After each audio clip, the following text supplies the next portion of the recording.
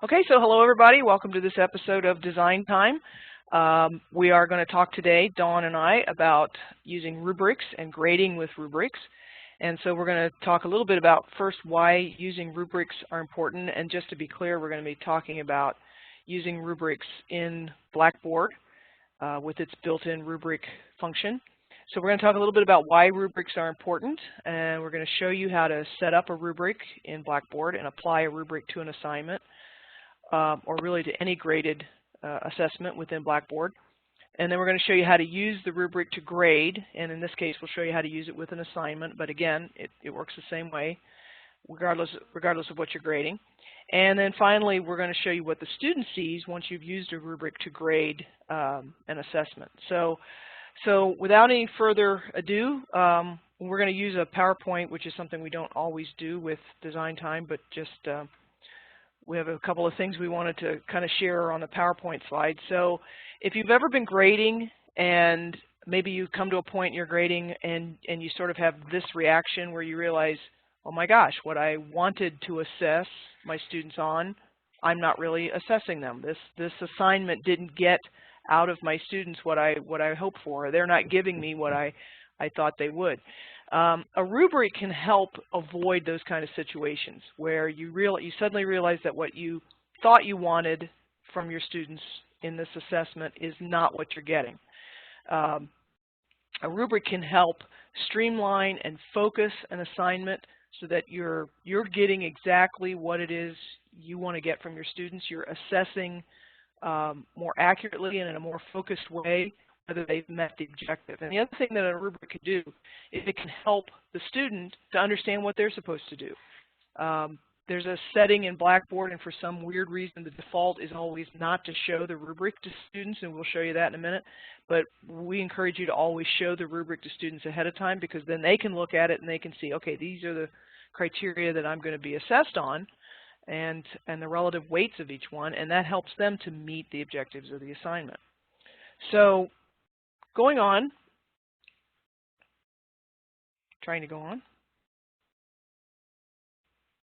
So why use rubrics? This is a little sort of a breakdown of what it can improve. It helps to improve teaching by helping you to focus your assessment better on the learning objectives. It improves expectations because students, again, are able to see what it is that they're going to be assessed on. It improves self-evaluations because then they can use the rubric to compare their work to previous work. It makes it easier to assess the learning because you've got the expectations all laid out ahead of time. It helps you to provide directions and to formulate and write the assessment out, to write the assignment, because you know what it is you're going to be looking for. It improves grading quality. One of the problems that crops up with grading, particularly if you've been doing it for more than an hour, is everything starts to look alike. To me, you know, when I was writing papers that my students would grade or would write, it seemed like everything became a B after a certain amount of time. Everything looked like a B. So the rubric can help you focus, again, on those elements of the assessment that you really want to focus on and not have everything just kind of, you know, mesh into one glob of expectations. It can improve performance, again, by letting the learner know what's expected from them. It improves the assignment quality, so, you know, both because you can improve the writing of your directions and because you can focus the assignment more carefully and more narrowly on the objectives. And then it improves feedback because you can break down the feedback by each criteria and provide more targeted feedback in the areas where the student needs help on. Dawn, was there anything you wanted to add? No, just that what we're going to show you today is a bit of an abbreviated version of how you get to the rubrics, just because we try really hard to promise you all that design time will be no more than 15 minutes. So if you have further questions after we're done, please always email us at Cetus Health and we can walk through this, or if you want to come into our office, we can help you build one side by side just so you see how it goes. But I've used rubrics in my classes as well, and the Blackboard tool it was one of the best things that ever happened to me, just being able to very easily go through the grading. And so we'll show you that, and hopefully it'll be something that'll help you all out. So we're going to flip over to our demonstration course. And I think, Dawn, you were going to, do you want me to drive or do you want me to give you the ball? No, you go ahead and drive. Okay. What we wanted to do is show you how to set one up. And typically, if you're starting from scratch, you might start in course tools, but we're going to jump into an actual assignment. You can start from scratch by course tools, going to rubrics, or set it up at the exact same time that you are creating an assignment, which is what we're going to do today. So we're going to go in here. We have an assignment already set up. And you're going to see when you go in and you edit the assignment, there's going to be an area about mid-screen that talks about rubrics. So it asks you points possible. You're used to that. How many points is this assignment worth? And then under it, it asks you, is there an associated rubric? At this point, you can add a rubric. What we're going to do today, since we have a rubric here, but we want to show you what it looks like, how to edit it, is we're going to go ahead and create from the existing rubric, meaning here's a rubric I already have or somebody gave me, because you can export and share rubrics from faculty to faculty, and that's always fun, is how maybe I like this rubric, but I want to tweak it a little bit. So create from existing. And then these are all the rubrics we have in this course, but we're going to select a writing assignment rubric.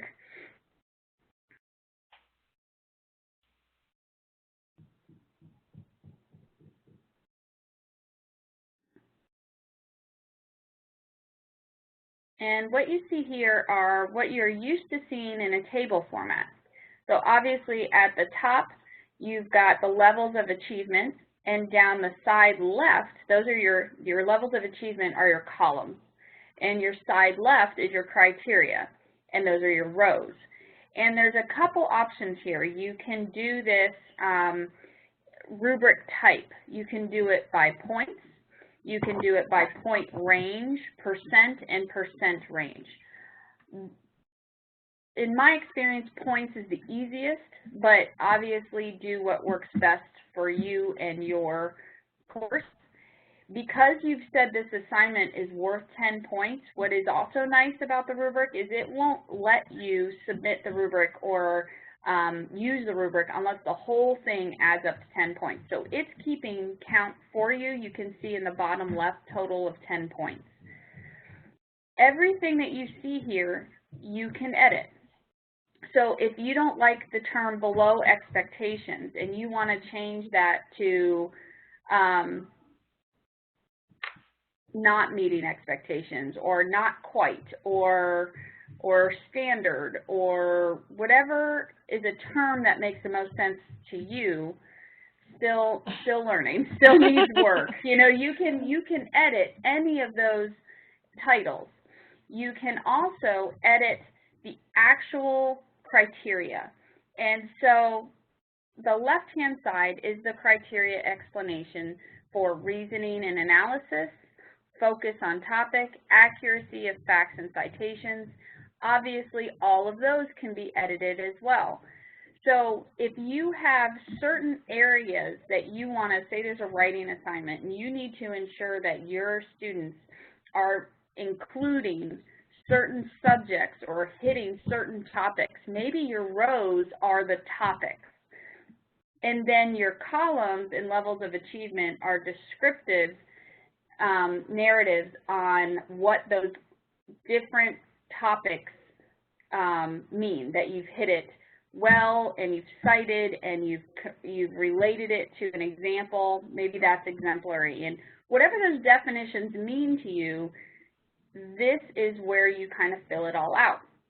And you can delete rows, delete columns, add columns. It works just like a table would work. And then you would put your points in there.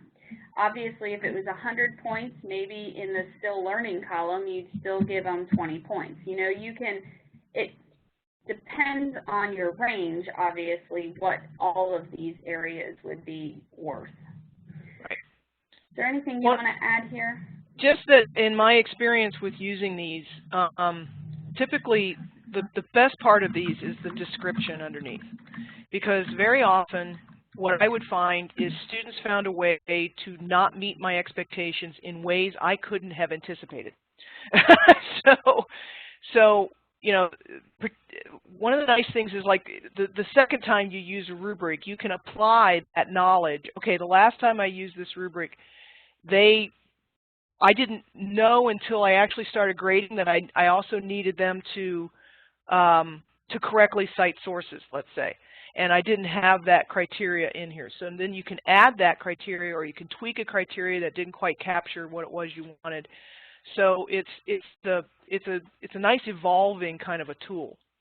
So, you know, it can help you think through an assignment, what it is you actually want, what are the criteria you're going to use, and then after you've used it once or twice, you can use it to adapt for later, for improving an assignment the next time you teach the course. So that's been my experience.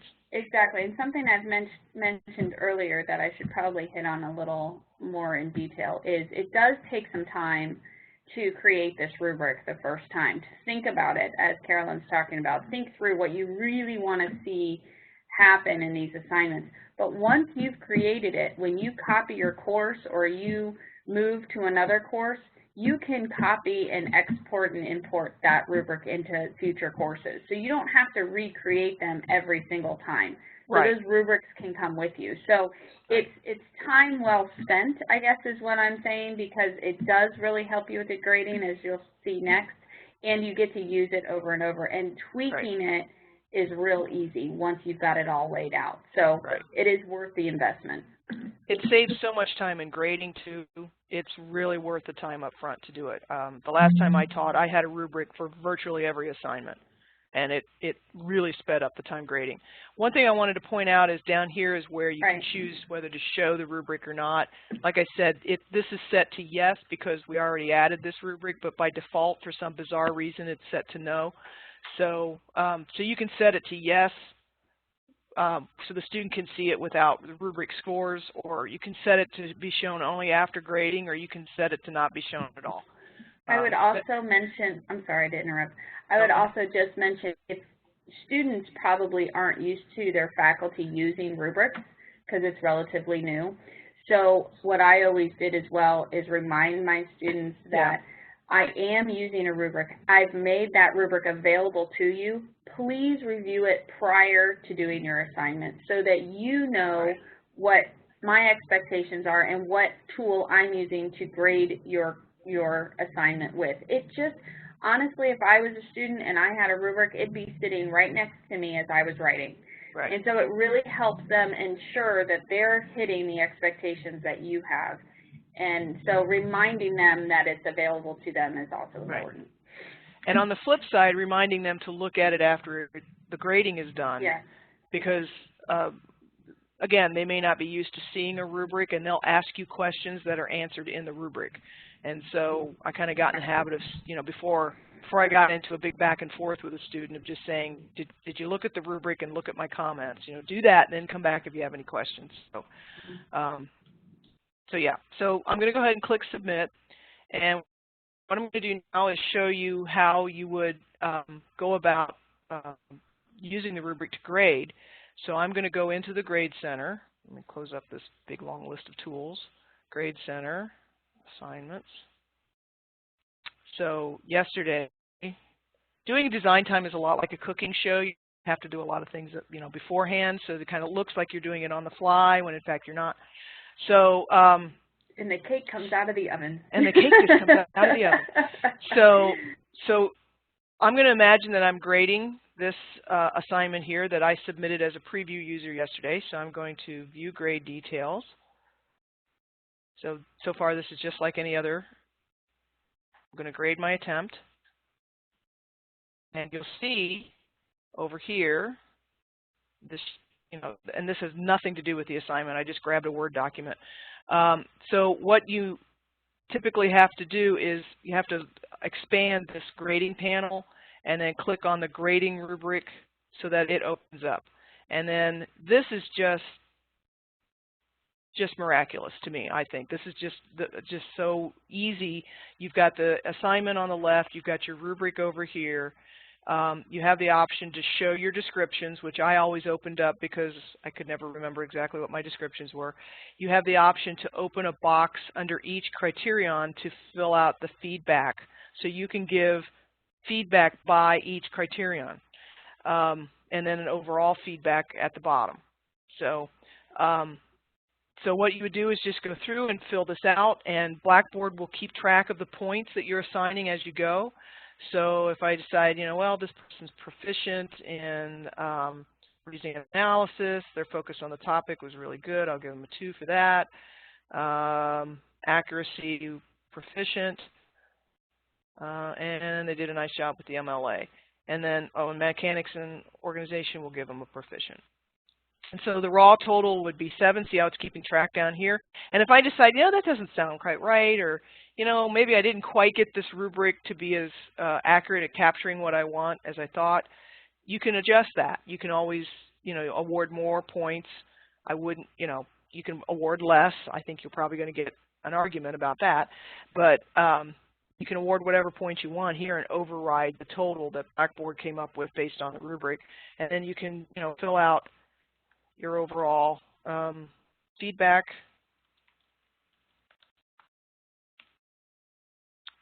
Save the rubric, and then submit.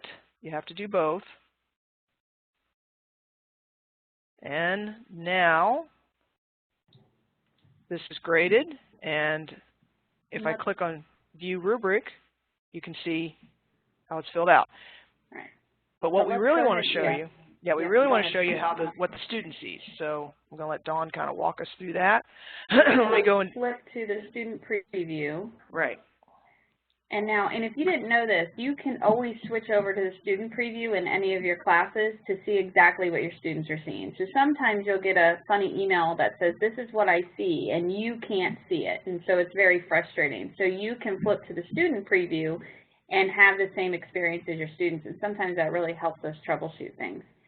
So they're going to go to My Grades, and they're going to come in here, and they're going to see, I think it's the top one. Yep, it is. And look, there's a little bubble. There's a comment bubble, which I've never seen before. How exciting. View feedback. That tells your students that there is feedback. Good job on this. Okay, so let's actually open up, and you can see View Rubric, which is really plain and simple. So view the rubric, and they can see exactly what you gave them on each area of the rubric. And obviously, I believe if you gave feedback within the rubric, that would pop up as well. So this makes it really easy for you within inline grading and within Blackboard to provide the feedback needed. You can get as granular as you wish, but it also is so great for the students because instead of just getting an overall grade or even an overall feedback that says good job, they can see specifically where maybe they missed a little, maybe they need to focus next time, or where they did a really excellent job. So I hope you can see the impact this can have both on your ability to grade, but also the feedback that the student receives, because for us, this was probably the thing that made us do a cartwheel most with the new upgrade to Blackboard, is the ability to give this level of feedback so easily. You know, you're not doing track changes, you're not resubmitting, you're not re-uploading, you're not emailing, it's just right there. And so this is great and well worth the time to develop your rubrics.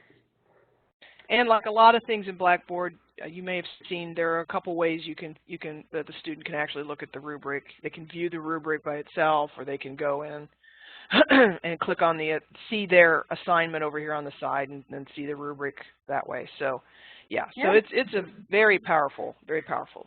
So that's all we had for today. So we would